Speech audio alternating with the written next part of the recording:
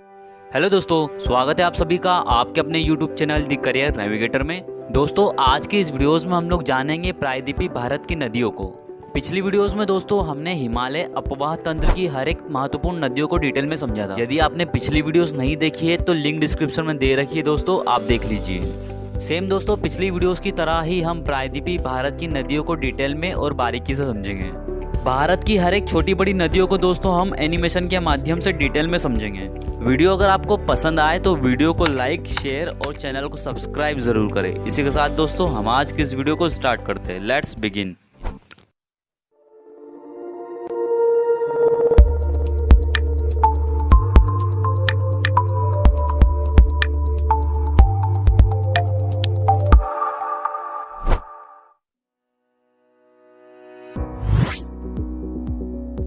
दोस्तों हमने भारत की नदियों को दो कैटेगरी वाइज समझा था। पहला था दोस्तों हिमालय अपवाह तंत्र और दूसरा प्रायद्वीपीय अपवाह तंत्र।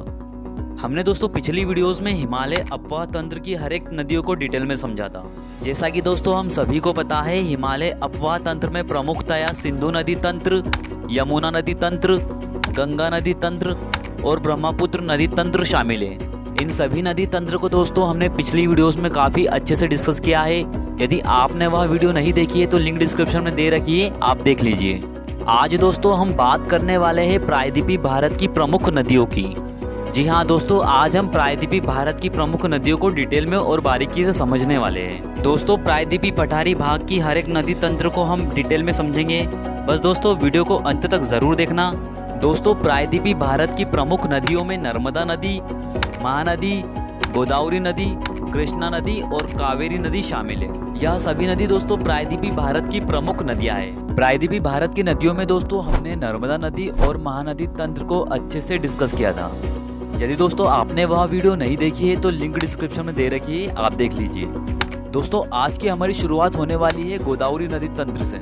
आज के इस वीडियोस में हम लोग जानेंगे गोदावरी नदी तंत्र की हर एक छोटी बड़ी नदियों को। आइए दोस्तों जानते हैं गोदावरी नदी को, जिसे दोस्तों दक्षिण गंगा के रूप में भी जाना जाता है। गोदावरी नदी का उद्गम दोस्तों महाराष्ट्र के नासिक जिले के त्र्यंबकेश्वर से होता है। यह नदी दोस्तों भारत में महाराष्ट्र, तेलंगाना और आंध्र प्रदेश राज्य में लगभग 1465 किलोमीटर का सफर तय करती है। इसके बाद दोस्तों यह नदी आंध्र प्रदेश के राज समुद्री शहर के पास बंगाल की खाड़ी में जाकर गिरती है। दोस्तों बात करें अगर इसकी सहायक नदियों की तो पूर्णा नदी, प्राणहिता, कड़वा, वेदगंगा, इंद्रावती, शबरी, मानेर, मंजीरा, प्रवर आदि प्रमुख नदियां इस नदी की सहायक नदियां हैं। बात करते हैं दोस्तों गोदावरी नदी की सहायक नदी पूर्णा नदी की, जो कि महाराष्ट्र में बहने वाली एक नदी है।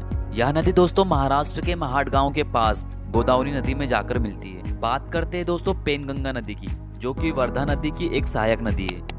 इस नदी का उद्गम दोस्तों महाराष्ट्र के बुल्ढाना जिले के अजिंठा गांव के पास स्थित पहाड़ियों से होता है। पेनगंगा नदी भारत के महाराष्ट्र में बहने वाली लगभग 495 किलोमीटर एक लंबी नदी है। दोस्तों यह नदी महाराष्ट्र के हिंगोली जिले, यवतमाल, वाशिम, चंद्रपुर से गुजरकर वर्धा नदी में जाकर मिलती है। अंत में दोस्तों वर्धा नदी आगे की ओर बहकर वेनगंगा नदी से जाकर मिलती है। आगे दोस्तों अब हम बात करते हैं वेनगंगा नदी की सहायक नदी वर्धा नदी की।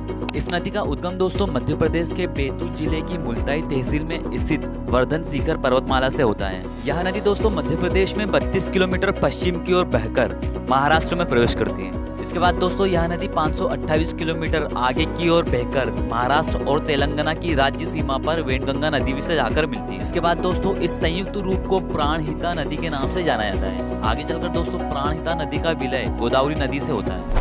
आइए दोस्तों इसे हम एनिमेशन के माध्यम से समझते हैं। दोस्तों पेनगंगा, वर्धा और वेनगंगा नदी के संयुक्त रूप को प्राणहिता नदी के नाम से जाना जाता है, जो कि दोस्तों गोदावरी नदी की एक सहायक नदी है। आइए दोस्तों इसे भी हम डिटेल में समझते हैं। यह नदी दोस्तों गोदावरी नदी की सबसे बड़ी सहायक नदी है। इसके साथ ही दोस्तों यह नदी भारत में महाराष्ट्र और तेलंगाना राज्य में बहने वाली नदी है। ध्यान रखिएगा दोस्तों, प्राणहिता नदी वर्धा नदी और वेनगंगा नदी के संगम से प्रारंभ होती है और आगे की ओर बहते हुए दोस्तों यह नदी तेलंगाना में कालेश्वरम नामक स्थान पर गोदावरी नदी से जाकर मिलती है।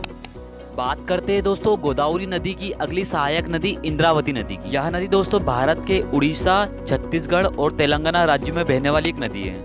इस नदी का उद्गम दोस्तों उड़ीसा के कालाहांडी जिले के रामपुर में स्थित है। यह नदी दोस्तों मुख्य रूप से छत्तीसगढ़ राज्य के बस्तर और दंतेवाड़ा जिले में प्रवाहित होती है। इसके बाद दोस्तों यह नदी दंतेवाड़ा जिले के भद्रकाली में गोदावरी नदी से जाकर मिलती है। दोस्तों ध्यान दीजिएगा, इस नदी के किनारे इंद्रावती राष्ट्रीय उद्यान स्थित है। इसके साथ ही दोस्तों इस नदी पर चित्रकूट जलप्रपात स्थित है, जिसे भारत का नियाग्रा जलप्रपात भी कहा जाता है। बात करते हैं दोस्तों गोदावरी नदी की अगली सहायक नदी शबरी नदी की।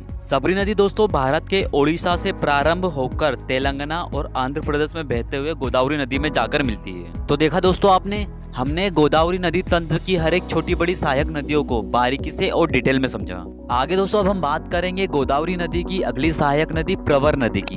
दोस्तों इस नदी का उद्गम महाराष्ट्र के अहमदनगर से होता है। ध्यान दीजिएगा दोस्तों, प्रवर नदी गोदावरी नदी की प्रमुख सहायक नदियों में से सबसे छोटी नदी है। इसके साथ ही दोस्तों यह नदी गोदावरी नदी की एकमात्र सहायक नदी है जो पश्चिमी घाट से निकलकर गोदावरी नदी में जाकर मिलती है। और दोस्तों इस नदी का संगम और स्रोत एक ही जिले महाराष्ट्र के अहमदनगर में स्थित है।